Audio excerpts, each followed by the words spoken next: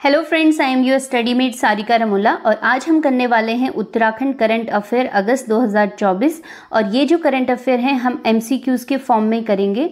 साथ ही मैं आपको बता दूं कि जब हम क्वेश्चंस करेंगे तो उसमें हम डिस्कस भी करते हुए चलेंगे।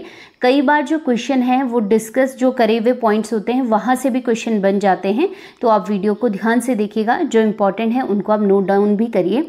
उत्तराखंड में करंट अफेयर की अगर हम बात करेंगे तो बहुत सारे एग्जाम हैं जहाँ से 10 से 12 नंबर करंट अफेयर बेस्ड होता है, और अगर क्वेश्चन पेपर भी बनता है तो उससे रिलेटेड पुरानी चीज़ें भी पूछ ली जाती हैं।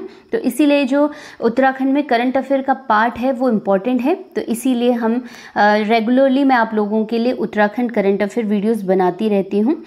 और वीडियो आपको पसंद आती है तो इसे लाइक और शेयर जरूर कीजिएगा अपने फ्रेंड्स के साथ, ठीक है। तो चलिए स्टार्ट कर लेते हैं। पहला क्वेश्चन है, अपनी पंचायत में उल्लेखनीय कार्य करने के लिए देश भर की 150 महिला जनप्रतिनिधियों को केंद्र सरकार की ओर से स्वतंत्रता दिवस के अवसर पर सम्मानित किया जाएगा। उसमें उत्तराखंड से कितनी महिलाएं शामिल हैं, ठीक है। उनमें हमें देखना है कि उत्तराखंड से कितनी महिलाएं हैं इन 150 महिलाओं में। अगर पूरे देश की बात की जाएगी तो 150 महिलाएं होंगी, और उत्तराखंड की हम बात करेंगे तो उसमें कितनी महिलाएं हो जाएंगी, 4 महिलाएं हो जाएंगी। इसे आप ध्यान रखेंगे। अब आप लिखते हुए भी चलिएगा। पहली जो महिला है वो है ममता, और ग्राम प्रधान है ये ननकुड़ी पिथौरागढ़ में, और इन्होंने काम क्या किया है कि सर्वाधिक शौचालय अपनी नगर पंचायत में इन्होंने स्थापित किए हैं, ठीक है, बनवाए हैं। दूसरे हैं मनीषा बहुगुणा, ये ग्राम प्रधान है मरखोड़ा पौड़ी गढ़वाल में, और इन्होंने क्या काम किया है, जो ग्रामीण लोग हैं उनको आत्मनिर्भर बनाने का काम किया है। तीसरी आ जाती है मीनू छेत्री, और ये हैं पुरोहित वाला देहरादून में ग्राम प्रधान, और इन्होंने क्या काम किया है कि घर घर तक पानी को पहुंचाया है, ठीक है। चौथी आ जाती हैं तबस्सुम, और ये हैं केदार वाला देहरादून की ग्राम प्रधान, और इन्होंने क्या किया है कि जितनी भी सरकारी योजनाएं होती हैं उनका लाभ अपने ग्रामीण एरिया में दिलवाया है, ठीक है। तो ये चीज़ें आप ध्यान रखेंगे। 4 महिलाएं, 4 ग्राम प्रधान। नेक्स्ट इंपॉर्टेंट क्वेश्चन है, वर्ष 2024 को तीलू रौतेली राज्य स्तरीय पुरस्कार से कितनी महिलाओं या किशोरियों को सम्मानित किया जाएगा। तो इसका राइट आंसर क्या हो जाएगा, 13 इसका राइट आंसर हो जाएगा। और इसी के साथ याद रखिएगा कि इसी दिन को 32 राज्य में आंगनबाड़ी कार्यकर्ताएं जो हैं उनको आंगनबाड़ी पुरस्कार से सम्मानित किया गया। लेकिन जो बेसिकली यहाँ पे मेन क्वेश्चन पूछा जाता है वो तीलू रौतेली से संबंधित पूछा जाता है।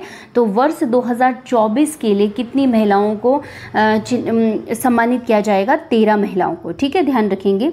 हर साल महिला सशक्तिकरण व बाल विकास विभाग के द्वारा 8 अगस्त को वीरांगना तीलू रौतेली के जन्म दिवस पर यह पुरस्कार दिया जाता है, और उन लोगों को दिया जाता है, उन महिलाओं या किशोरियों को दिया जाता है जिसने विभिन्न क्षेत्रों में उत्कृष्ट काम किया हो और अपने काम से दूसरों को प्रेरित किया हो, ठीक है। तो ये चीज़ आप याद रखेंगे। नेक्स्ट तीसरा क्वेश्चन है, national institutional ranking framework NIRF 2024 के अंतर्गत उत्तराखंड के संस्थान IIT रुड़की को देश के टॉप 10 संस्थानों में कौन सा स्थान प्राप्त हुआ है, ठीक है। किसकी बात हो रही है, IIT रुड़की की, और इसका राइट आंसर क्या हो जाएगा, 8वां स्थान प्राप्त हुआ है। 2023 में भी IIT रुड़की को 8वां स्थान ही प्राप्त हुआ था, ठीक है। तो टॉप 10 में आया है उत्तराखंड का एक संस्थान, कौन सा, IIT रुड़की। इसे ध्यान देंगे आप लोग।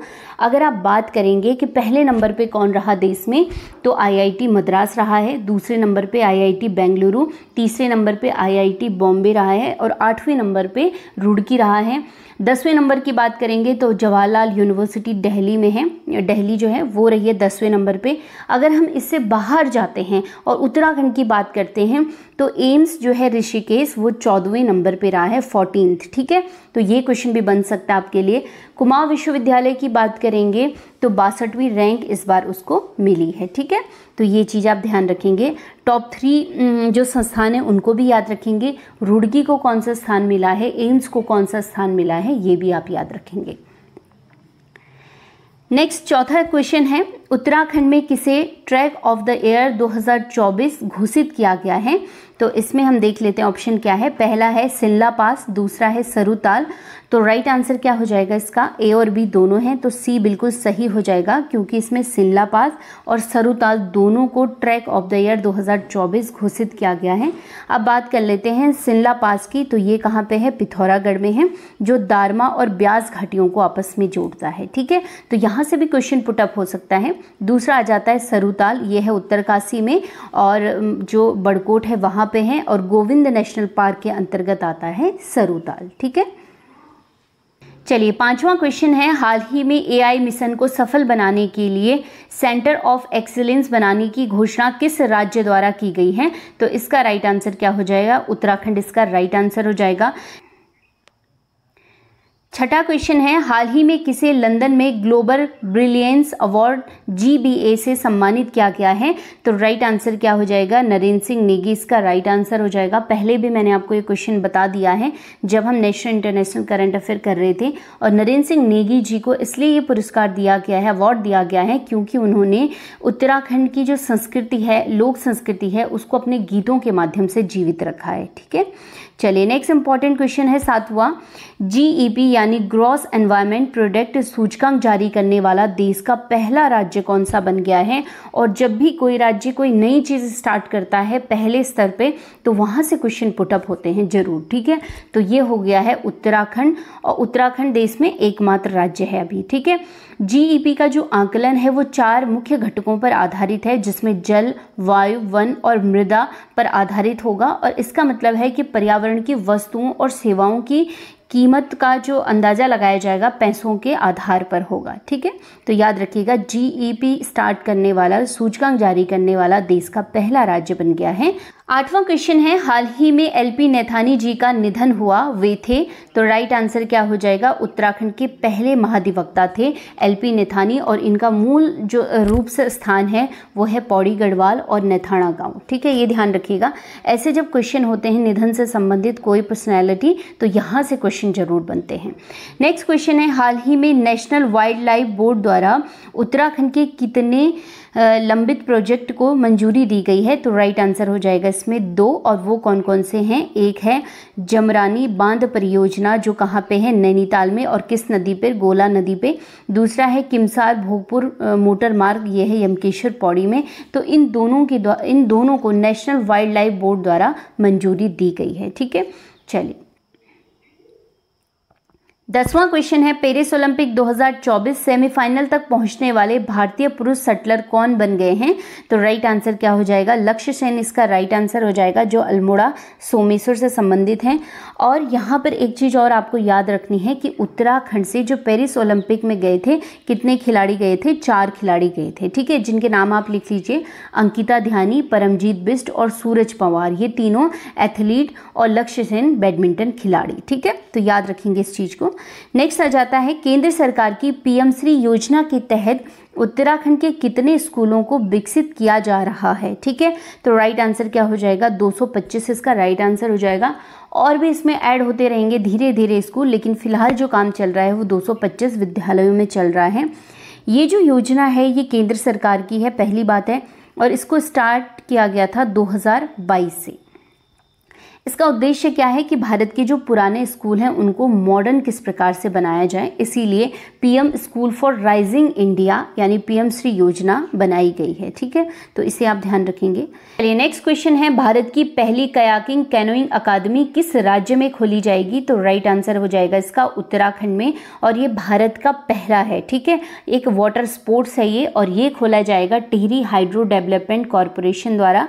कहाँ पर? कोटेश्वर बांध परियोजना क्षेत्र में। ठीक है, और जो बच्चे होंगे वाटर गेम्स के प्रशिक्षण देने के लिए खोला जाएगा ये। ठीक है, तो इसे आप ध्यान रखेंगे, कई बार पूछा भी जा सकता है ये स्पोर्ट क्या है, तो वाटर स्पोर्ट्स है ये, और कहाँ पे खोला जाएगा? पहली बार उत्तराखंड कोटेश्वर बांध परियोजना में। नेक्स्ट है, अगस्त 2024 को हुई कैबिनेट बैठक में किन 2 नगर निगम बनाने का प्रस्ताव रखा गया है? किन 2 स्थानों को? ठीक है, तो ऐसे जो प्रस्तावित मुद्दे होते हैं जिन पे ओके कर दिया गया है, तो यहाँ से भी क्वेश्चन बहुत बार पुटअप होते हैं। तो इसका राइट आंसर क्या हो जाएगा? पिथौरागढ़ और अल्मोड़ा इसका राइट आंसर हो जाएगा। ठीक है, नेक्स्ट क्वेश्चन है ईजा बोई सगुन योजना। पहले इनका मतलब समझ लेते हैं। ईजा जो बोला जाता है कुमाऊं मंडल में माँ को बोला जाता है और बोई बोला जाता है गढ़वाल मंडल में माँ को। तो सगुन योजना के अंतर्गत सरकारी अस्पताल में प्रसव यानी डिलीवरी के बाद 48 घंटे तक रुकने वाली सभी पात्र महिलाओं को कितने रुपए प्रोत्साहन राशि दी जाती है? तो राइट आंसर क्या हो जाएगा? 2000 रुपये। कई बार धनराशि भी पूछ ली जाती है कि कितनी दी जाती है अलग अलग योजनाओं से संबंधित, ठीक है। और इसमें पात्रता क्या होनी चाहिए कि जो महिला होगी वो उत्तराखंड की स्थानीय निवासी होनी चाहिए और सरकारी अस्पताल जो हैं हॉस्पिटल उनमें उनकी डिलीवरी होनी चाहिए, ठीक है।